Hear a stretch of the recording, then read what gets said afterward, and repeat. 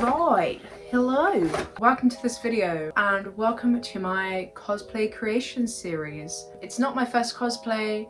I've done a Killjoy and a Sky cosplay before, but this is the first cosplay process that I'm going to be filming. I am, one, not a professional sewer, two, I'm not professional in any form of arts and crafts or anything like that. These are just all merely things that I have taught myself, and a lot of the time when I'm creating cosplays I am winging it. I have been extremely lucky with both the cosplays I've already made in that I have just kind of thrown caution to the wind and just kind of gone for it. My Sky one especially got a lot of praise, so I think I'm going down the right route. So this is me documenting the process of me creating my Jett cosplay. This is going to be in a couple of parts. I'm not sure how many. I've decided to do it in parts instead of one long video, as I am actually moving next week and I'm looking for a full-time job. So it's likely that I'm going to be doing bits here and there, and I'm not actually going to get the time to A, do everything in like one time frame that enables me to remember what goes where, what goes here, and what I've done, and B, be able to edit a video that's going to be that long. I can imagine it being like over an hour. I thought I'd just show you the stuff that I've already picked up, as me and Reese went out on Boxing Day in the sales and tried to pick up as much stuff as we could. When I've made cosplays in the past, I've sort of just gone like here and there. I mainly do a lot of charity shopping. I picked up these jogging bottoms. So I went for them because they were almost like the exact color I wanted to go for. Even if the character I'm cosplaying is a bit muted in the color, I tend to go a little bit brighter just because I find it more exciting and like visually appealing to make a more colourful one. So I feel like these are a couple of shades brighter than her actual trousers were, and these are like a jogging bottom material, so they're super comfy. They are fitted at the bottom, which was what I wanted, and they also have these like, oh no, they're real. They have real side pockets, which she also has. And then obviously the plan is with this is to obviously sew a belt on, which I've done with both my cosplays before. Super glad I could get some jogging bottoms in this shade with these pockets. And what else I think is really nice is that they have white detailing on the like sewing on the pocket, which I think will really add some detail and depth to the cosplay overall. Next up we have shoes. So shoes for Jett are really specific. They kind of look like Hirachis, but a bit less detailed. I also felt like they looked like the sock shoes. In terms of what would be easier to work with and to sew on and to do things like that, I went with these like sock shoes, which I think are quite a close match in terms of aesthetic. And I can paint, she's got like a blue stripe around the base, I'm pretty sure, which I can paint on. And then if I have any spare material, which I definitely will, from the jumper, I can use that to create the extra bits of patterning and detailing that out on the shoe. All of this is from Primark, by the way. I don't think I've said that, apart from one thing. I don't really like shopping with fast fashion, especially Primark. That's normally like a no-go for me. But as I'm currently unemployed, it was just more convenient for me to shop from there. Oh, okay, so I've already started cutting stuff ready to be sewn.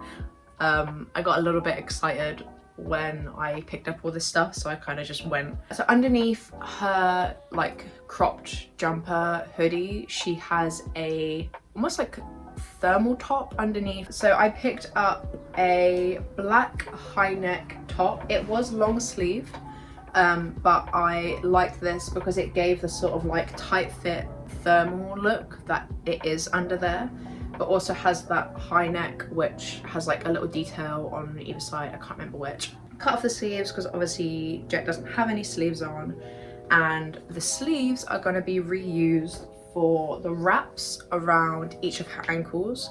So I've saved those. And then in terms of her top, I've got the base pieces for it. I still need to find something for her like shoulder pads, which I think I'm gonna make out of craft foam, which I've never used before.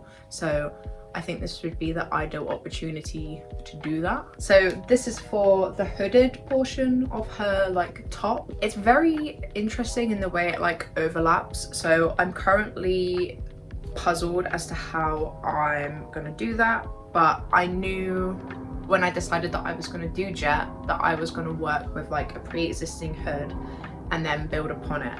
And then last but not least for now, we have the actual like bottom portion of her jumper. So Reese had this spare hoodie which he didn't wear anymore, and it's like this light blue hoodie. This is a little bit light for the shade that Jett's is, so I'm gonna dye it a little bit darker blue, which I'm actually gonna do today. So yeah, that is everything I have so far.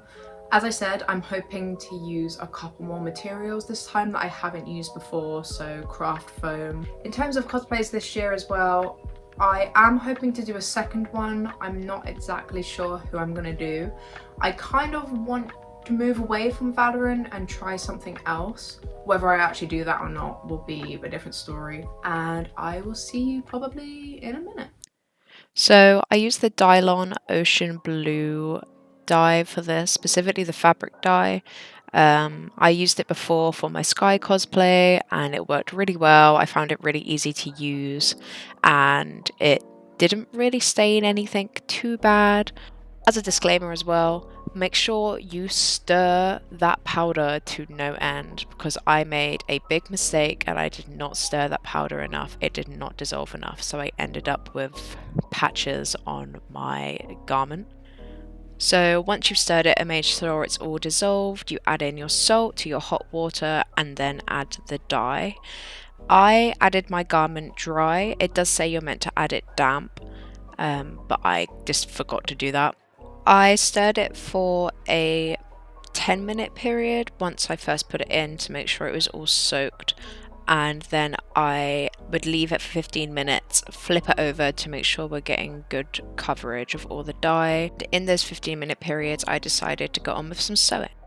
So the thing with her hooded section is that it like cuts down quite low and it folds over with like getting smaller as you go up. So I think what I'm gonna do is I'm gonna cut here from this corner that I've already sort of like created, this like angle. I'm gonna cut it from here and just like cut across. So as I just explained, I'm trying to figure out how to format the front of her top, and I think if I just sat down and properly planned and visualized it, I could have made this a whole lot easier for myself. So instead of carry on cutting across, I should have cut further back and used that material to fold over to create the effect of said fold. Okay, so now you can like kind of see what I'm aiming for. So I think we want to focus on using this section so then we can like fold it up and have it. I feel like people who expertly sew or like make things are gonna watch this like Brad Mondo watches people cut hair.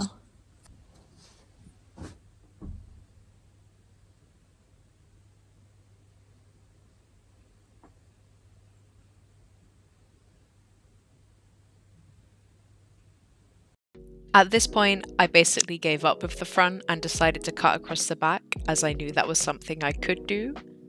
And I also decided that I was just going to cut off the front and use the excess fabric to add on the fold on top.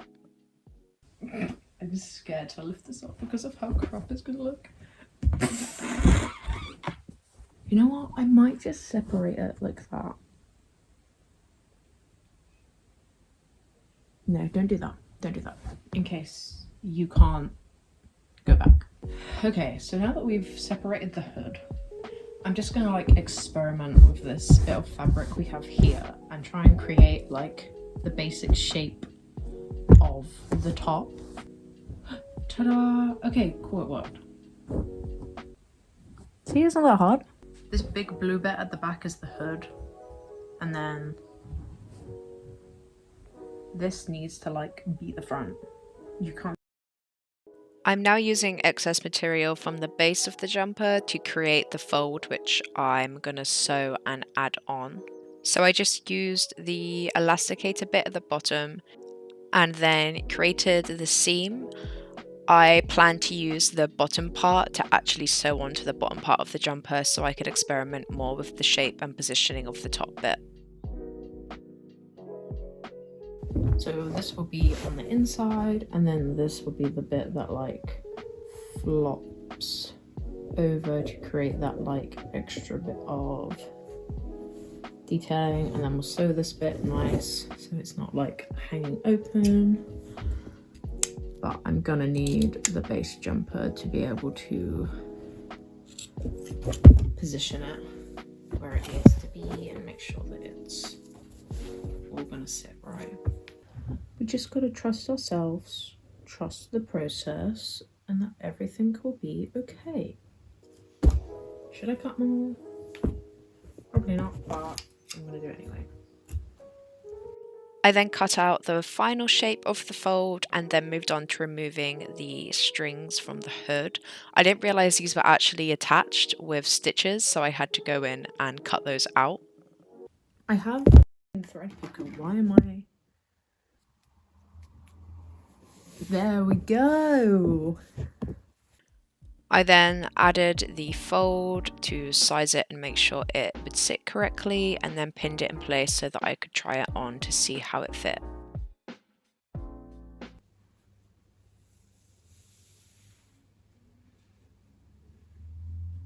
So because I don't want it to be extremely dark, I haven't left it in for 45 minutes. I'd say it's been in for about 35 in like total. Like I remember with my sky trousers, I panicked because I didn't want them to go too dark and I took them out way too early.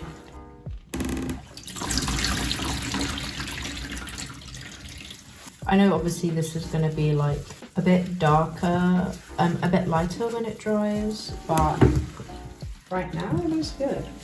I rinsed the garment off with cold water in the sink to get out as much excess dye as I could. And then popped it into the washing machine for a spin. I've just finished sewing on the piece I cut out earlier, and I didn't record it, but I did cut out another piece which is like identical and put it on the other side, just so it weighs out and looks more equal, because I feel like with just this bit it's going to be like hanging over a bit heavier than it would be this side. So I did the same, and I'm going to get that sewed this evening, and then I think I'm going to drop it there because I should probably do some actual work today. Oh, and I did film it earlier, but I got the jumper out the washing machine.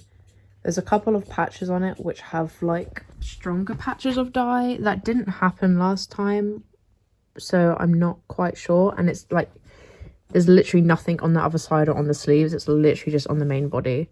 So I imagine I probably didn't dissolve the dye properly and it got stuck in the folds of the jumper. I got back to the project the next day and began tracing out the dry base jumper into where I wanted to cut out the separate sections.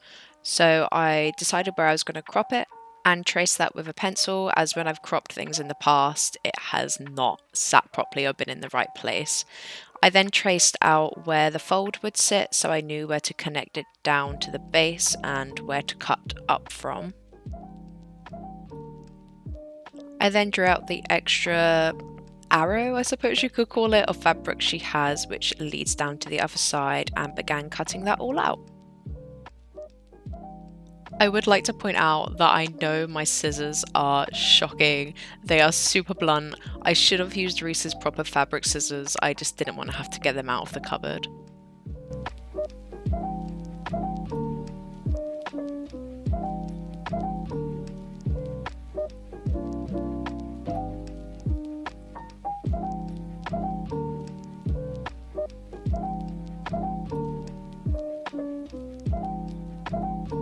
After looking at Jett's design again, I realised that I should probably add another piece of fabric on top in order to create the illusion of it being a jacket that you could open and close. So I began sizing this and then moved on to cutting off the arms, as it would make it easier for me to figure out where I need to place the fabric in order for it to sit correctly.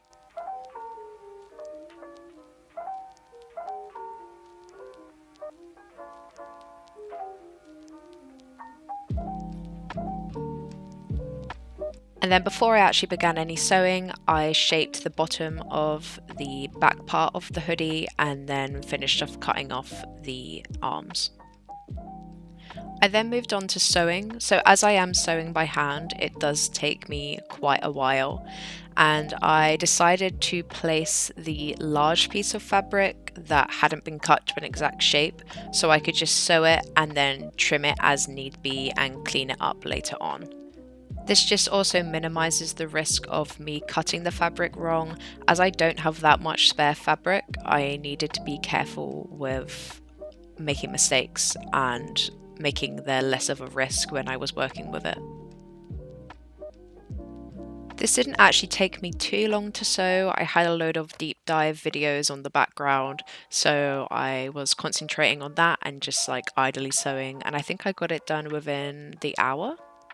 I then trimmed off the excess from the bottom and along the side so I could start sewing that too.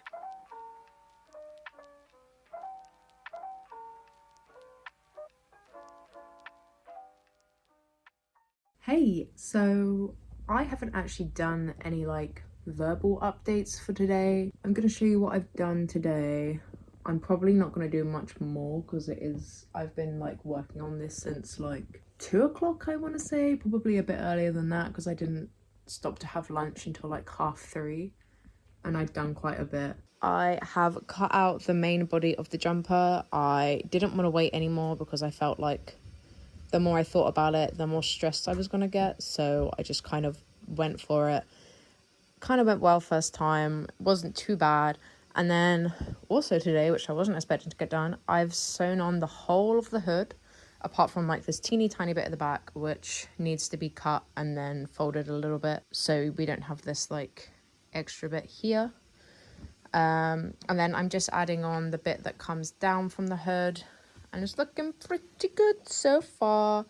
I'm probably not gonna glue tonight just because I feel like I'm gonna get back to it tomorrow and realize that I've forgotten to do something, or there's something that I need to do before I glue all of it, so it's got a little bit more stiffness to it and I can shape it a bit more. Because I did that with my sky one. I don't know why I did it in the first place. I think I was like, oh, we'll just like PVA glue it, so it's like protected or something or whatever. I just assumed it would like sink straight into the fabric, but it didn't. I mean, it did, but it's set in like a cool, I don't even know how to describe it, but it works, and I'm probably going to do it for this as well. So yeah, that's where I'm at. So I didn't end up filming an outro from this video, but here are some pictures of where the cosplay finished up and what it ended up looking like when I'd finished working on it that evening. Reese and I have now moved and we've already begun work on our cosplays again, so keep an eye out for the next episode in the series. Big thanks to you for watching. Don't forget to like and subscribe to stay updated, and hopefully I'll see you in the next one.